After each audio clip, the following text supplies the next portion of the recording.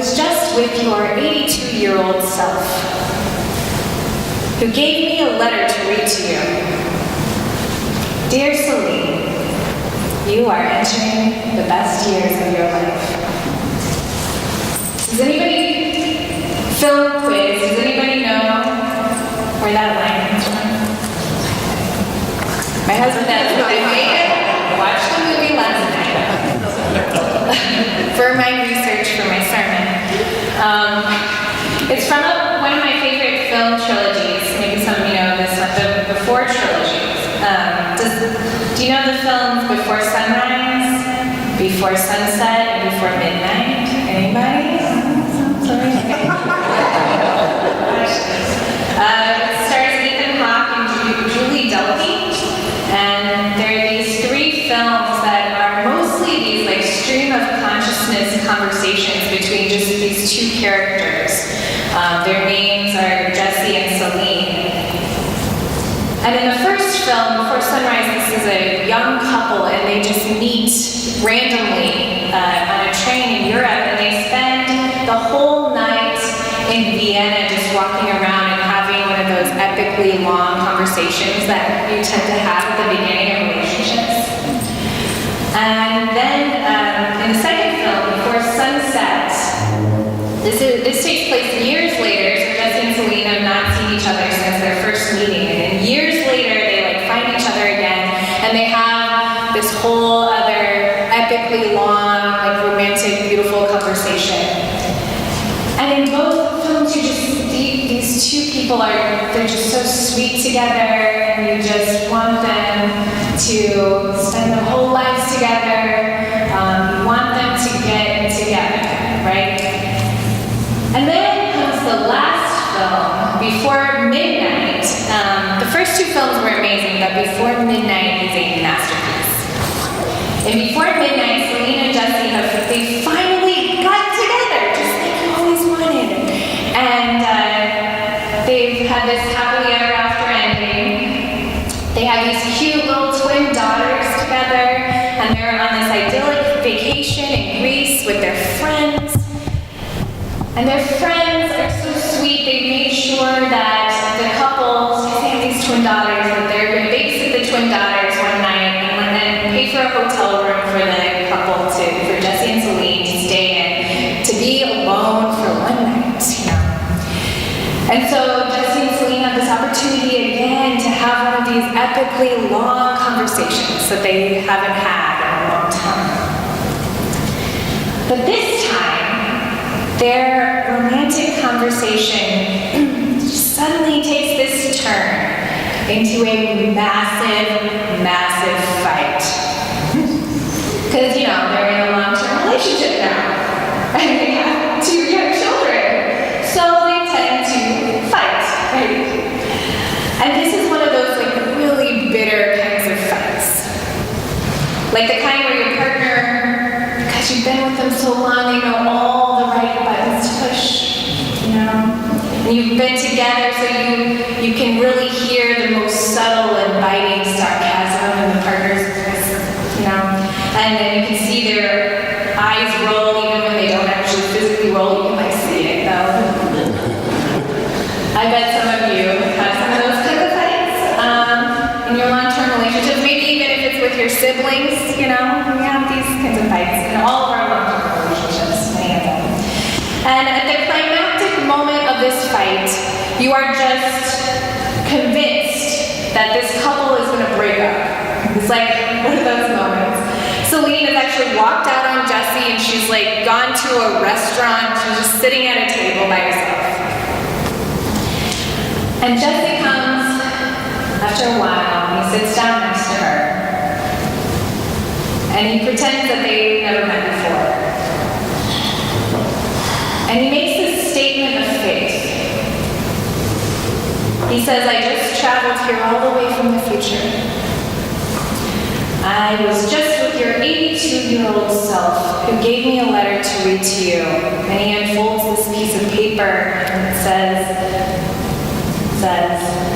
Dear Celine, you're entering the best years of your life. So just as their life is kind of like falling apart,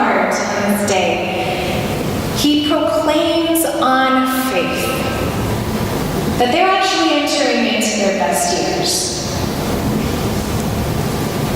I really love this film. I love Before Midnight because it shows the reality of long-term relationships. Our romances, they start off so exciting and so beautiful and full of optimism and joy. And that's what the media kind of feeds us more of because it sells, it really sells, right? But if we go into a long-term relationship and all we know are the rom-com happy endings, if we only know are the beginnings of relationships that before the commitment, before the hard decisions, before the bumps and the fissures and the boring routines, if we only know the happy before, when we get to the complicated middle, the first crisis can feel like the whole world is falling apart. Like the foundations of our love have been irreparably cracked open. It's why when I do premarital counseling, or sometimes even in a sermon during a wedding, I like to remind the happy couple of just how miserable things can get, It's important to anticipate that a little bit. So that when you're in the moment, you can kind of take this longer view.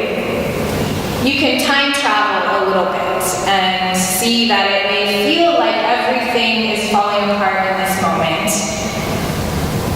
And maybe it is. But it might also be a moment when you learn something really important about your relationship. It may also be a moment when you learn how to set better boundaries for yourself, or you learn some of the boundaries of the other person that you want to respect more. Or maybe you learn that this is not a compatible moment in a compatible relationship. But it's important to anticipate, to prepare for those kinds of moments. Being prepared for the world falling apart is what today's apocalyptic reading is all about. And today's reading about being prepared for this stuff is today's reading because today is the first Sunday in the Christian season of Advent, right? Which is our season of preparing for Christmas. So while the world outside is telling you to prepare for Christmas by getting your Christmas tree or coordinating your shopping plans or investing lots of money into capitalism, in the church, we are preparing for Christmas today by preparing for apocalypse, by preparing for the end of the world. Now you might protest, aren't we supposed to be preparing for the birth of a sweet, charming little baby? And that's part of it, right? But the whole point of the baby is that the baby is the flesh and blood manifestation of the divine in the world. We're not preparing for just a baby. We're preparing for God to become visible in our midst. We're preparing to see and know God in our lives. And what our scriptures tell us is that God sometimes shows up as a sweet, precious little baby. And sometimes God also shows up when things are less sweet. Actually, when you think about the historical context, God the baby shows up in a treacherous and bloodthirsty and violent time and place. And today's Advent scripture tells us that there's going to be distress among the nations and confusion about the roaring of the sea. The powers of the heavens will be shaken and people will faint from fear and foreboding. This translation says people will die of fear and foreboding of what is coming upon the world.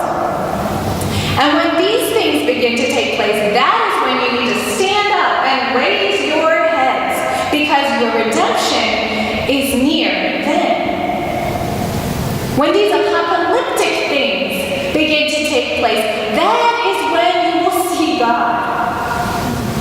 So not in that moment of tranquility and serene meditation, when we're like, I'm going to get ready to see God, and we meditate and get into the place. It's not always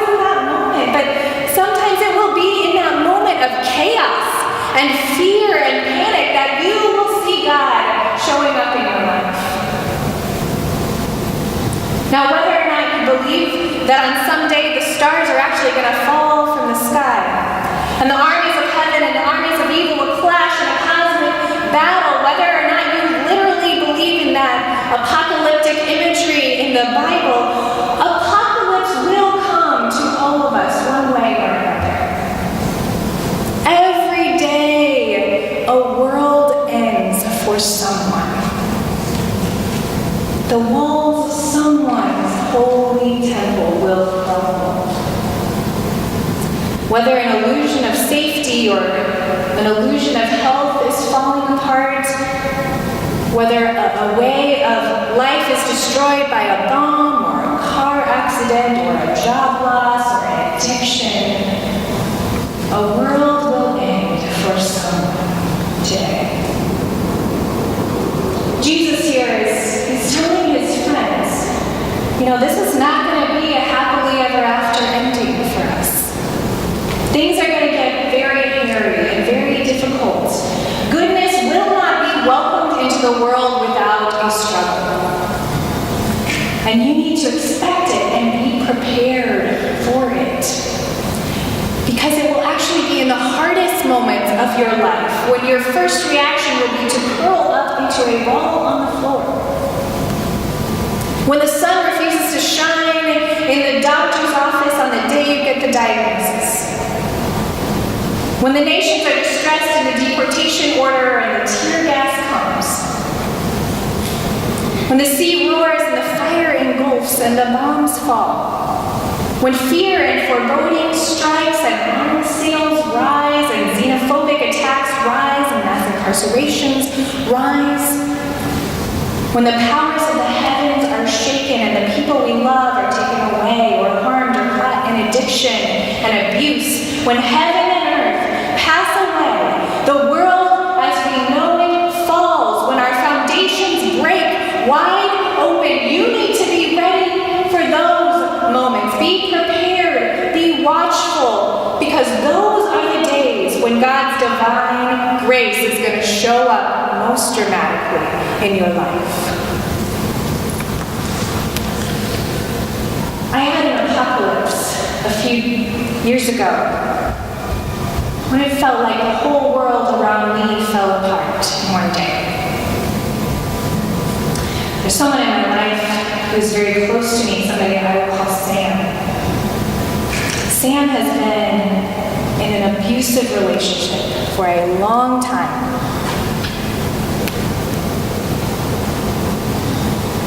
And for a long time, one of the ways that Sam was abused was that their abuser would take money from Sam. Financial abuse.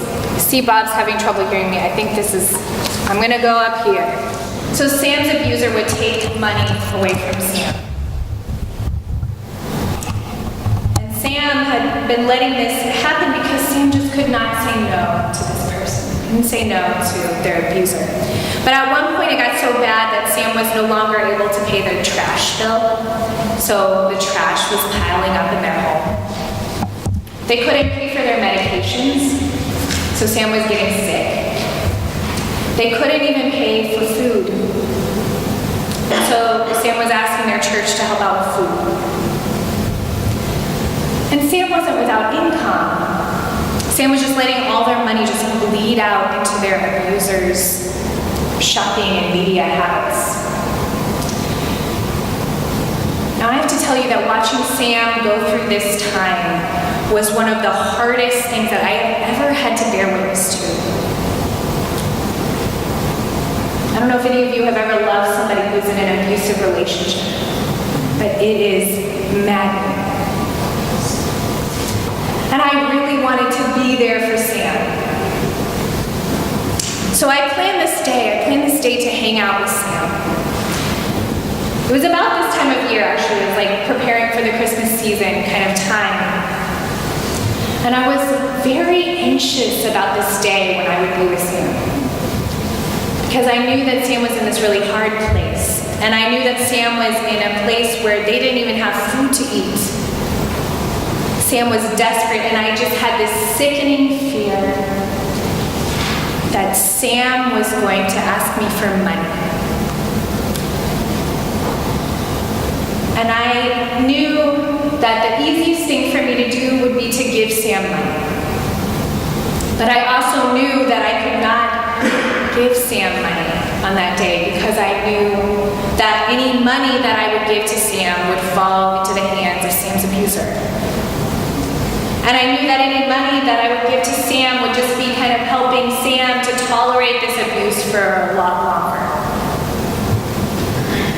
I don't know if anybody's ever been in that kind of impossible situation before. But you know, Sam is the kind of person in my life who's been there for me. You know, Sam has poured into my life and loved on me and helped me to become who I am. Sam has never asked me for anything, but I knew that I would just do anything that I needed to do for Sam's well-being. Sam was the kind of person that I thought that if Sam had asked me for anything in the world, that I would give it. And Sam asking me for money on that day, and me saying no, that was like this little apocalypse for me. That was a rocking the seas and shaking the power of the heavens kind of thing for me.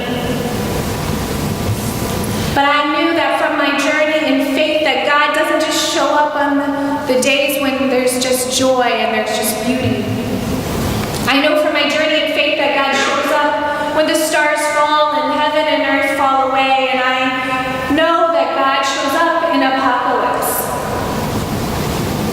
And so I prepared myself for that moment. I armed myself with so much prayer. I prayed so much getting ready for that day with Sam. I prayed with scripture, with songs, with psalms, with meditation, with weeping, with phone calls to my lifelines. I prayed because I knew that was the hardest decision that I would have to make. And I was not wrong. The apocalypse for me did happen that day. And that moment was just as horrible as I thought it would be. When the person I loved desperately asked me for something, and when the most loving thing I felt I could do was to refuse them that thing. It felt like everything that made sense in my life fell apart. The stars left the sky, and the powers of the heavens shook.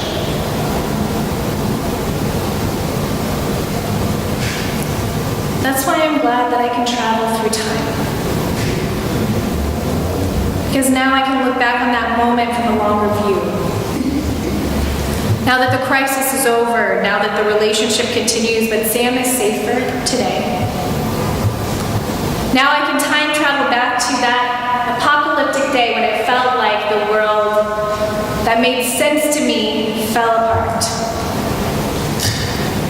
And I can see that God did show up in that little apocalypse for me. It wasn't necessarily Jesus riding in on a white horse in the clouds, but it was a more quiet showing up, more like a painful birthing of a small and a vulnerable piece of life. On that day, God gave me the strength to stand up and lift up my head in the chaos, to set a very uncomfortable boundary, so that I didn't get sucked into the destruction of Sam's life. So that the forces tearing her world apart didn't tear me down too. So that I could show Sam what it looks like to love somebody by saying no to them. So that I could survive to love Sam and to support Sam for the future. That year, that Advent season, God showed up not in the Christmas presents or the twinkly lights, but God showed up in an apocalyptic moment. In a very hard moment. Some of you may have had to make those kinds of decisions, may have had those kinds of apocalyptic days with people that you love.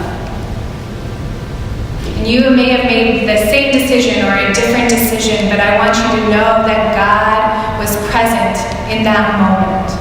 And that God will be present in those moments in the future. So as we are preparing the way of the Lord in this season, hear this good news.